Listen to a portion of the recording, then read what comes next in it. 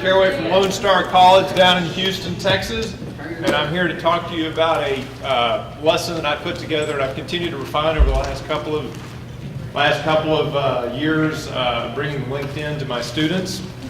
I think most of us are familiar with LinkedIn ourselves. We all have a profile, but for our students, especially the first year students, they're not real sure the value in that, right? So the first thing I want to do is establish the value with our students. And so the question I often get is, well, why would I want to do that? I'm just a freshman. But I think it's our job to say, well, first of all, you need to start thinking about being a professional. And if anything, maybe you're going to allow you to set yourself apart from the masses because you will have a profile. So I've also put a URL. You don't have to type it in right now. I'm going to bring up a slide in just a moment. University.linkedin.com. It's a resource that they have set up for you as an instructor. And if you scroll down just a little ways, you'll see this sort of two-part window, which on the right is the resources for your students. And there's checklists and promotional videos and other media that you can bring into your lesson if you want to do the same. In fact, the lesson I'm going to share with you at the very end, I actually have a few links to the content that's found therein.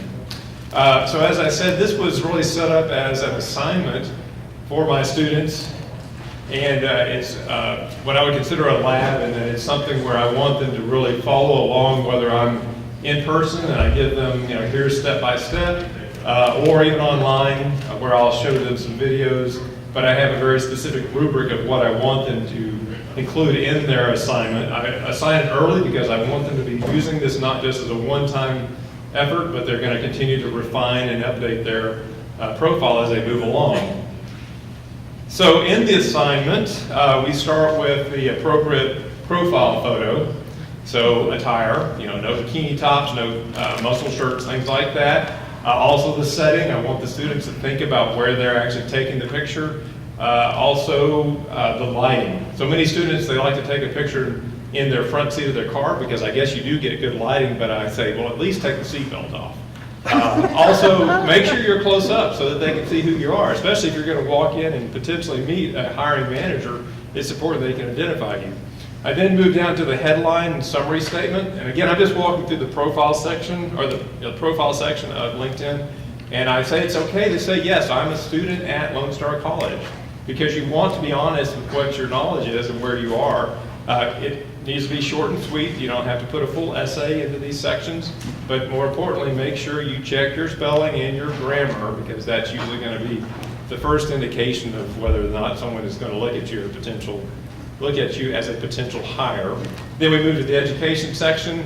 This is something that students are comfortable with, and they start to go, oh yeah, I guess I do have something I can put into the LinkedIn profile. So I remind them, make sure you put in your degree, or if you're pursuing a specific certificate, any classes you've taken, projects that are applicable for your area of interest, and also the skills you're developed. So when I'm teaching these students, they're in a class where we're learning about the different office products. So I say, yes, make sure you put down that I can do a pivot table in Excel, things like that. And they start to say, oh yes, I guess I do have value here.